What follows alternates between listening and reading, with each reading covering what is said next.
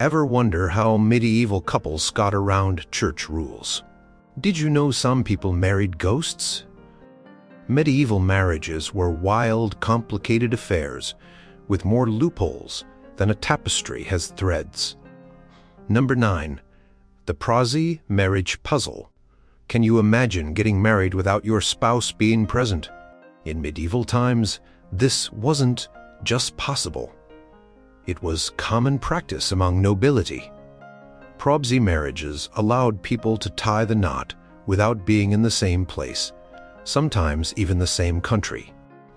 One person would stand in for the absent partner during the ceremony, speaking their vows, and sometimes even lying in bed with the other spouse as a symbolic consummation of the marriage, though usually with a sword or other barrier between them. They weren't complete barbarians. This loophole was super convenient for royal families arranging international marriages. Picture this. A princess stands at the altar next to some random duke who's pretending to be her future husband, who's actually hundreds of miles away. Awkward much, but totally legal. Margaret of Austria wins the prize for bad proxy marriage luck. She was proxy married to King Charles VIII of France when she was just 3 years old. She moved to France, was raised as the future queen, but then got dumped when Charles decided to marry someone else. Talk about a medieval ghosting. The most famous proxy marriage might be when Henry VIII sent the Duke of Suffolk to marry his sister Mary to the elderly king, Louis XII of France. After Louis died, just 3 months later, perhaps from trying too hard in the royal bedchamber, Mary quickly married Suffolk before her brother could arrange another diplomatic match. Medieval rep. Number 8. The Handfasting hack. Did you know people could get legally married just by holding hands and making promises? No priest, no church, no problem. Handfasting was one of medieval Europe's most convenient marriage loopholes. All you needed was to join hands with your beloved, exchange consent in the present tense, I do take thee, and boom, legally married in the eyes of the church. Witnesses were preferred, but not always necessary. This ceremony emerged from Germanic traditions and became a way for couples to marry without expensive church ceremonies. The term tying the knot actually comes from the handfasting ritual, where couples would sometimes have their hands bound together with cloth or ribbon. The wild part. You could handfast almost anywhere, a tavern, a field, even a stable. No need to schedule the cathedral monks in advance or pay for expensive priests. For poor medieval folk, this was a practical solution to get hitched without breaking the bank. The church wasn't thrilled about these informal marriages and tried repeatedly to crack down on them. But here's the kicker. They still considered them valid. The church's own laws stated that consent between the couple was what made a marriage, not a fancy ceremony. Joan of Kent used handfasting to create one of medieval history's most spectacular marriage scandals. She secretly handfasted with Thomas Holland before he left for crusade, then was married in a church ceremony to William Montacute while Holland was gone. When Holland returned, he claimed Joan was already his wife. After years of legal battles, the Pope ruled in Holland's favor, proving handfasting was just as legally binding as a church wedding. Number 7. The Clandestine marriage conundrum. What if you could get married without telling anyone? No banns, no announcements, just a quick "I do" in private. Clandestine marriages were the medieval equivalent of eloping to Vegas. These secret ceremonies happened without public announcements, called banns, that were supposed to be read in church for 3 consecutive Sundays. The church hated these marriages, but here's the twist, still recognized them as valid until the Council of Trent in 1563. The loophole was simple. Consent between two people made a marriage, not the ceremony itself. This created a legal nightmare where people could claim to be secretly married with no proof beyond their word. Clandestine marriages became the go-to for young lovers whose families disapproved of their match. Romantic? Yes. Problematic extremely. Imagine the medieval chaos when multiple people claimed to be married to the same wealthy person, each insisting they had exchanged vows in private. The practice was so common that priests could make good money performing these secretive ceremonies. Some, especially entrepreneurs in clergy, would hang around taverns and inns, offering to marry couples on the spot for a fee. These hedge priests operated in the shadows, much like Vegas chapel officiants today. Romeo and Juliet's secret marriage would have been a clandestine ceremony, completely valid in the eyes of the church despite happening without parental consent or public announcement. Shakespeare knew his marriage loopholes. These marriages became such a problem that the church finally cracked down at the Council of Trent, declaring that only marriages performed by a parish priest with witnesses would be recognized. But for centuries before that, whispered vows in the shadows could create legally binding unions. Number 6. The pre-contract predicament. Ever been dumped because your partner was technically already engaged to someone else? In medieval times, that wasn't just heartbreaking. It could annul your marriage. A pre-contract was essentially a legally binding engagement. If you exchanged vows of future consent, "I will marry you," you were considered pre-contracted. The twist: if you later married someone else, your first partner could potentially have your new marriage annulled. This loophole created endless drama in medieval courts. People who wanted out of unwanted marriages would suddenly remember they had a pre-contract with someone else. Convenient, right? Henry VIII himself used this loophole when divorcing Anne of Cleves, claiming she had a pre-contract with the Duke of Lorraine. It was a stretchy claim, but it helped him get out of a marriage he found unappealing. The pre-contract loophole worked brilliantly because it was nearly impossible to disprove. Without modern documentation, it came down to witness testimony and reputation. Wealthy families would sometimes pay people to claim they witnessed a pre-contract to break up unwanted marriages. Medieval advice manuals actually warned young people to be careful about what they said to potential suitors, since phrases that sounded like future promises could potentially be interpreted as legally binding pre-contracts. Imagine having to watch every flirty comment because it might legally entangle you. The most dramatic pre-contract case might be Edward IV's marriage to Elizabeth Woodville. His enemies later claimed he had a pre-contract with Lady Eleanor Butler, making his marriage to Elizabeth invalid and their children illegitimate, which became the justification for Richard III taking the throne instead of Edward's son. Number 5. The consanguinity complication. Did you know you couldn't marry your fourth cousin in medieval times? But what if you suddenly discovered you were distant relatives when you wanted a divorce? Consanguinity rules prohibited marriage between people related by blood, originally up to the 7th degree, that second cousins twice removed. Later, it was reduced to the 4th degree, but still included third cousins. The problem: in small medieval communities, practically everyone was related somehow. This created a perfect loophole for those wanting to end inconvenient marriages. Suddenly discovering a distant family connection could be grounds for annulment, the best part. The church would declare the marriage had never legally existed in the first place. Medieval aristocrats used this loophole constantly. The most famous example is probably Louis VII of France and Eleanor of Aquitaine. After 15 years of marriage and 2 daughters, they suddenly found themselves too closely related to remain married. How convenient, since they couldn't stand each other by that point. The consanguinity rules extended to spiritual relationships too. If you were someone's godparent, you created a spiritual kinship that prevented marriage. This spiritual consanguinity created even more potential loopholes to exploit. Record keeping was spotty at best, making consanguinity claims difficult to verify or refute. Noble families maintained detailed genealogies specifically to prevent unwanted marriages or to find escape routes from existing ones.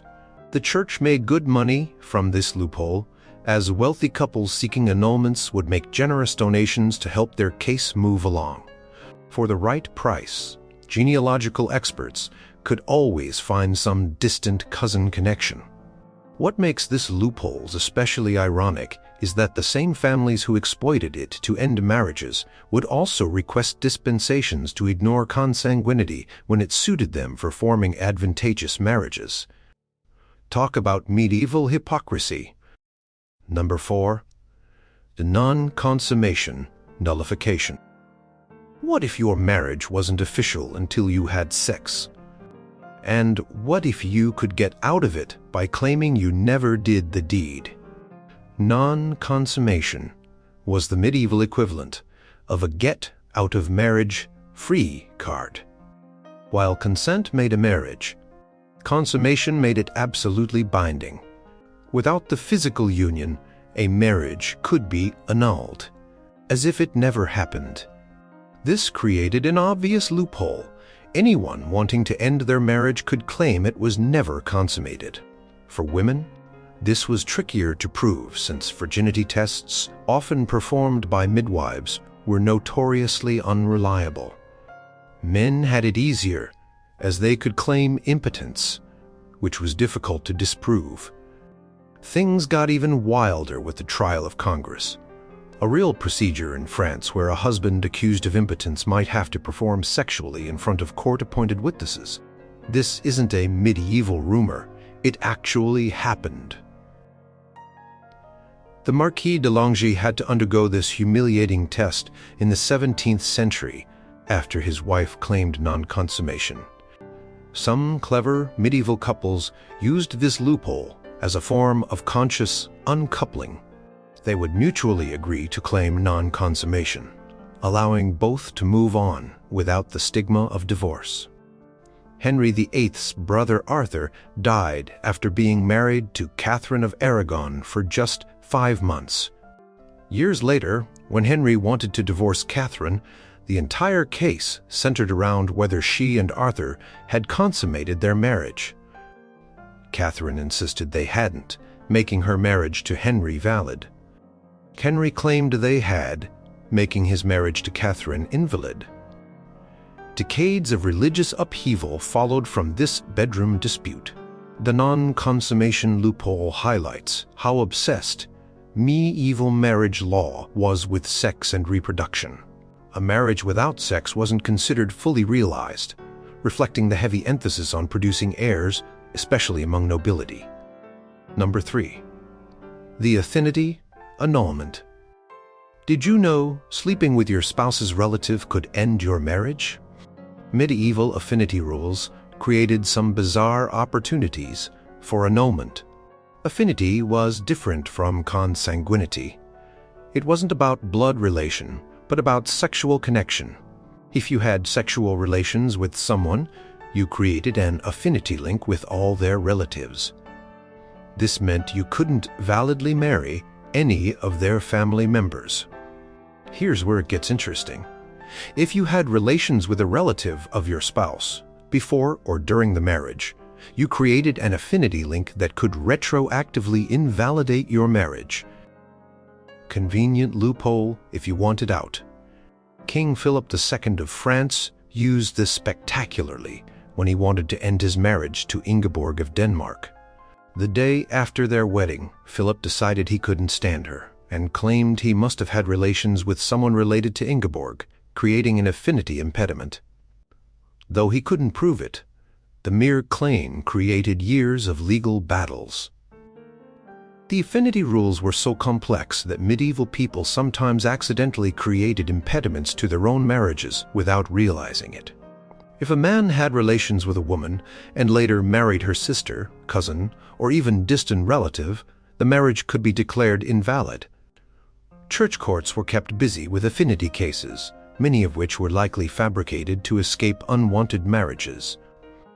Since sexual activity usually happens in private, these claims were particularly difficult to disprove. What made the affinity loopholes especially effective was that admitting to a sexual transgression might bring some embarrassment, but it could free someone from a lifetime in an unwanted marriage, a worthwhile trade-off for many medievals. Number 2. The temporary marriage trap. Can you imagine marrying someone knowing your vows have an expiration date? Medieval temporary marriages provided exactly that loophole. While not officially sanctioned by the Catholic Church, temporary marriages existed in various forms throughout medieval Europe. The most formalized version was found in medieval Muslim societies, where muta marriages could be contracted for specific periods. In Christian Europe, certain regions had practical arrangements resembling temporary marriages. In places like medieval Iceland, seasonal workers might enter domestic arrangements that looked like marriages but dissolved when work ended.